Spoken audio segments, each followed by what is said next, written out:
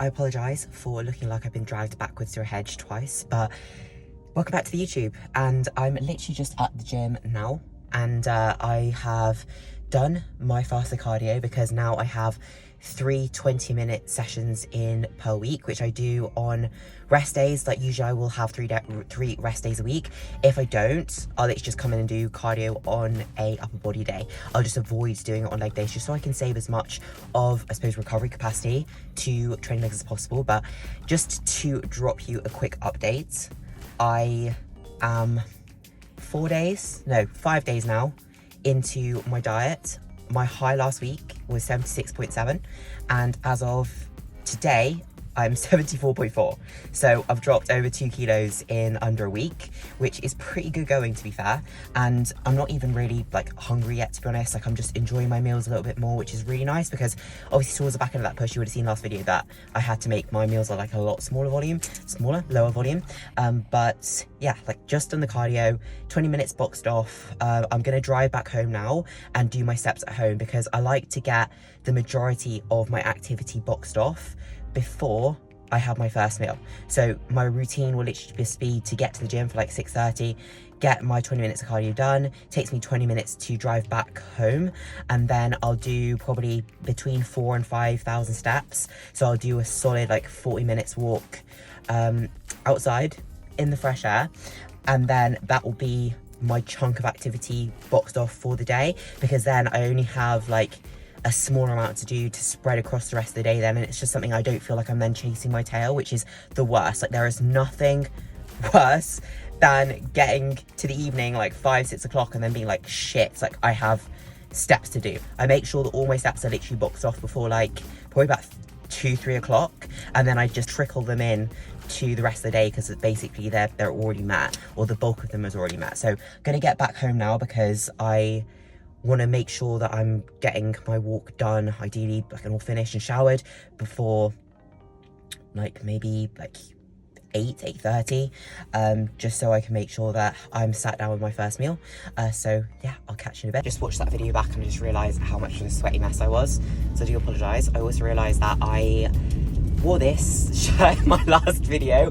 How embarrassing. I promise you that I've actually washed it. I must be the only person on this earth that will iron a shirt and end up being more creased. How does this happen?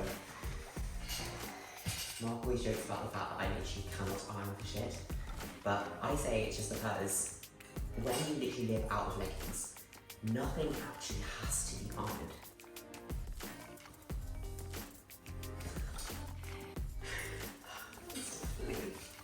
Still creased, but oh well.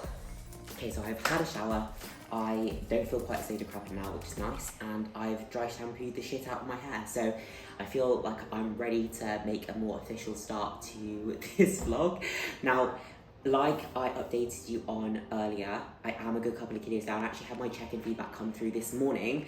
I'm not even a week into my diet, so there have been no changes made because there has already been a substantial bit of movement forward. When you start a diet, so that initial couple of kilos for me, that's not just going to be body fat. Like a lot of that is just going to be inflammation, gut volume that obviously drops off when you start pulling into a deficit, because obviously when you're like pushing a lot of carbohydrate, pushing a lot of food, that's a lot of volume to be sat like in your gut digesting, and obviously there's going to be a lot more water alongside that being held too. So a lot of that initial drop is just going to be a lot of that water, a lot of that information.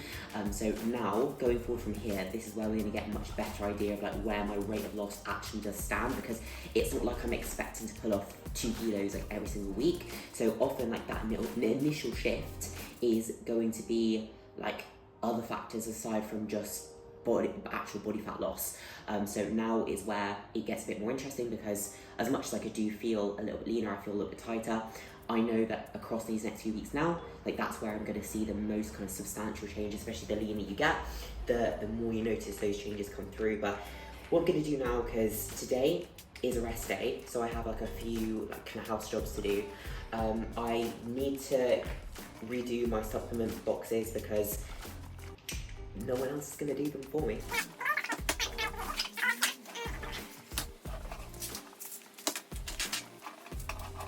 So these are kind of like my main supplements that I will kind of pop into these toolboxes.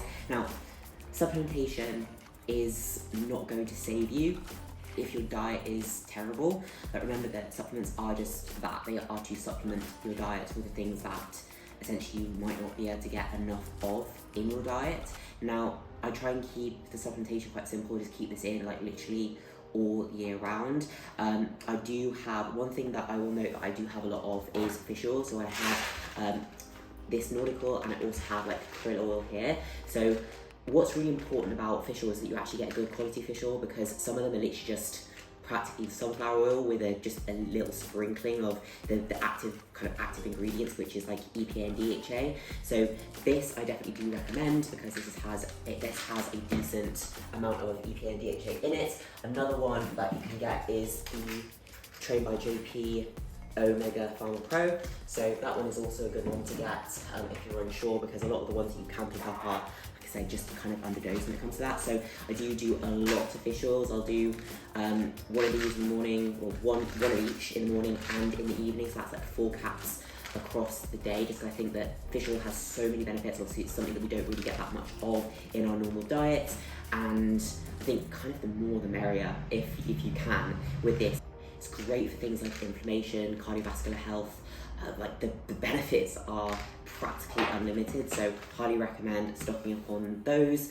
I also will have magnesium, which is great for, I use it in the PM to be fair, so that's great time for sleep. Turmeric, curcumin, basically have that again PM, so I usually have that kind of away from like the training window just to help with the inflammation. And then vitamin C, vitamin K2 and D3, because obviously we don't really get that, well actually it's not been too bad recently, but we don't actually get that much sunlight here. So that is also a very key one for anyone who lives in a dark, dreary place like the UK. I have some boron as well, and then also I have melatonin as well. So I use melatonin all year round. I actually use 20 milligrams before bed. I think it's a great tool for sleep, but not just sleep. I think it's a great supplement overall. It actually protects skeletal muscle, and it reduces oxidative stress as well. Oxidative stress. So that is actually a really good supplement to have, although I'm pretty sure that technically it should be prescription only in the UK. But I get it off a website called Piping Rock that just takes a few days to come, but it's a really good place to get melatonin pretty cheap if you're in the UK. I'm gonna pop them all into boxes here because I've been putting this off all morning.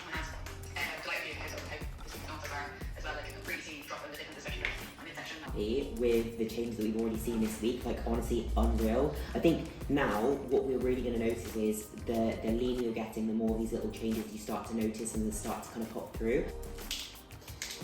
If you are one of those people that finds doing this therapeutic, I'm sorry, but you're a psychopath and I can't relate.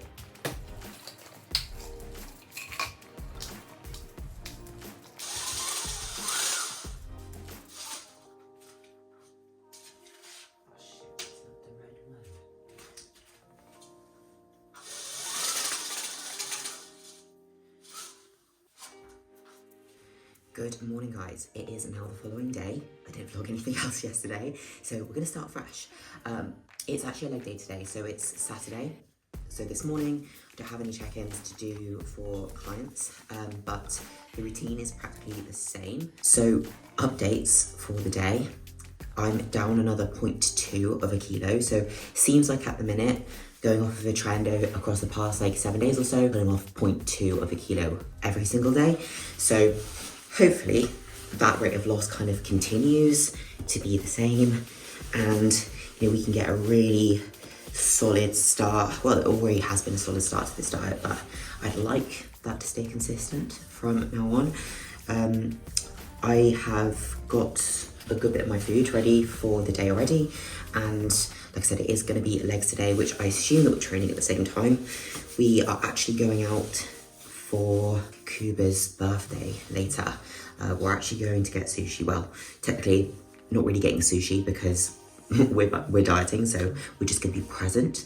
Remember that you can do social things when you're dieting, even say for example if you're on prep and you don't have that flexibility to fit something in your macros or calories or whatever, you can still go and be present, because at the same time, remember that the people that you're with, even if they don't do the whole like bodybuilding thing or fitness journey thing, they will appreciate your presence. It's not just about like the food or the alcohol or whatever. I think a lot of people think that they think they're going to be on the outside of society, like having to be a hermit across like a whole dieting phase, because they can't, or they choose not to have anything else to eat or drink that's not on their plan. Now, obviously, if you're in prep, then you will have to bring like meal prep or whatever, but it doesn't mean that you can't go to these things. Obviously, the deeper into prep you get, let's say you're a few weeks out from a show, you probably choose not to participate just because you have to conserve your energy for what you need to be doing, and at that point, like, your energy is kind of running pretty low. And if you're doing this as a lifestyle, there's nothing to say that you can't fit something like into your plan if you are going out for social occasions, because you have that little bit more flexibility even within a diet. Now, that might not be what you choose to do, but like, what I'm trying to say is, whether you decide whether you can eat or not eat or whatever, or you have to bring meal prep, there's no reason why you can't actually go and participate and be present and, you know, enjoy people's company, because trust me, they'll appreciate that.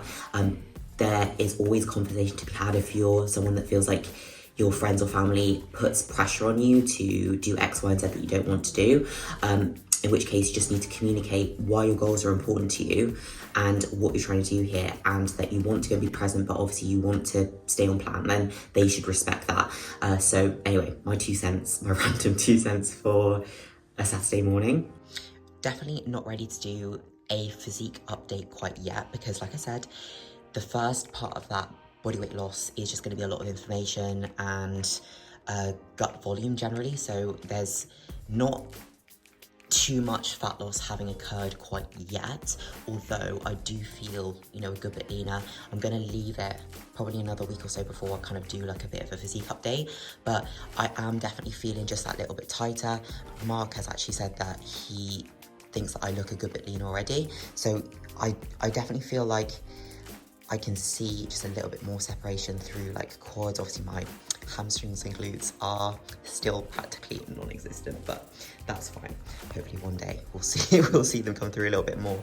I don't know whether that will be in this diet, but yeah, like, hopefully they are actually there. It's just I hold a good bit of body fat on my hamstrings and glutes, and I don't have like a lot of that depth to my legs where I get that projection, which is essentially what I've been working on this whole off season. But remember that you're not really going to see them until you are substantially lean enough, unless you have a lot of muscle, which is what I'm aiming for. But again, genetically, it's always going to be a bit of an uphill battle for me, and that's fine. I'm focusing on improvement, and trust me, like, they are a lot better than what they were a few years ago, so I'll definitely take that. Now, like I said, I am seeing a little bit more separation. I feel like midsection is definitely just that little bit tighter as well, whereas I have like a really small, anyone who's seen like stage pictures of me knows that I have like a very small waist from the side. Now in an off season, I feel like I actually gain a lot of my body fat fairly evenly actually, but a lot of that goes on my midsection, so you kind of never know that my waist is as small as it is in the off season. So I'm looking forward to kind of pulling off a little bit more body fat there, but generally I do feel like my midsection has come in a good bit.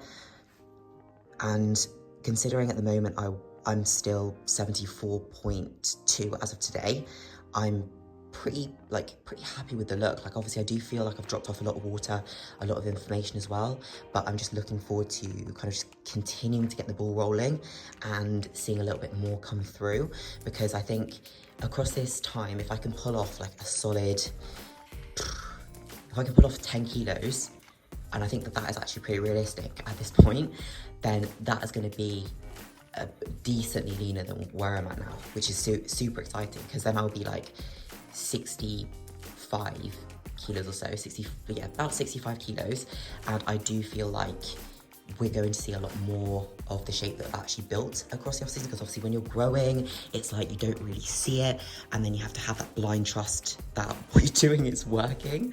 So yeah, like, it has been a process the past few months. We're never going to feel probably our most confident in off-season. Now, I do have clients that love their off-season body, which I can appreciate so much, but I know that a lot of people do struggle with it. Even like if you've been going through this process for years, or you've been through it quite a few times, I think that you always encounter maybe the odd struggle here and there, but as time goes on, the more you're able to kind of deal with it, and you're equipped with just the experience behind it to be able to kind of push through that. Now, I think when it comes to pushing up and seeing your body weight climb up, what you have to consider is that a lot of people think that it's you going backwards on the progress that you made, say for example, during a dieting phase, but in reality, that's not actually the case. Like, you've seen your body weight climb, that's you actually making progress. It's not you going backwards. I'm just doing a bit of an off-season chat. Your face looks skinnier. Does it? Yeah. Just my face looks skinnier. Because he says I always have like a moon face. Me? I know. You do! Bullshit. I think that when you're going through a building phase, like, always think of what it's actually doing for you. So obviously it's probably one of the most important parts of you making progress, because it's where you're actually going to make the improvements that you display when you're leaner. So you have to throw yourself into it. Focus on the positives that you actually get from that. Focus on the fact that you have a bit more balance with food. You're able to go out a little bit more with friends, family, your partner, enjoy a meal off. You probably find that food focus a little bit less. You're not as hungry. You're able to put so much more into your training, into the gym, and you can just throw yourself into the performance side of things as your main tangible, quantifiable form of progression, because training feels so much better generally, like in off season, where you've got plenty of food to fuel those sessions. So focus on that, because that is really where you're going to be able to make the most improvement, is if you start focusing more on performance than, I suppose, dwelling on the fact that the body weight is going up, or you feel like you're gaining a little bit of body fat, because at the end of the day, we probably aren't going to gain much muscle if we don't gain a little bit of body fat at the same time. So just part of the process, try and see all the positives in it rather than just focusing on the negatives, because I know it can be difficult. And like I said, the more you go through that process, generally the easier it becomes. But sometimes even like I get thrown off with it. And remember that every phase is temporary. So that phase will come to an end, like a dieting phase will come to an end, an off-season or building phase will come to an end. And then you'll be on the next stage of that journey again, which is always something to look forward to. Pre-workout meal about to go down, so I will actually do a full day of eating, because it has been quite some time. Obviously not today, because I've already missed meal 1 and meal 2. So meal 3, which is 100 grams of white rice. So the pre-workout carb amount is still holding pretty strong. I have 25 grams of avocado, 100 grams of chicken, obviously that's all like the uncooked weight. I have 75 grams of pineapple. I always use just frozen fruit because it just keeps, and actually frozen fruit and veg holds more kind of micronutrient density than fresh, if you didn't know, already know that. And also I have a square, well, 10 grams of dark chocolate. I also have this little Maggi sauce, which does add a little bit more sodium, but look, like I'm willing to take the L on that one, to be honest, because that tastes unreal. And then I also have my post-workout prepped as well as my interest. So that's all gonna go down now. And then we're gonna go and train legs, and we have stuff prepped for the evening as well. So I'm probably just gonna close this off now, and I will catch you in the next one. So if you did enjoy the video, please like, share, subscribe, comment if there's anything else that you wanna see, and I will see you in the next one.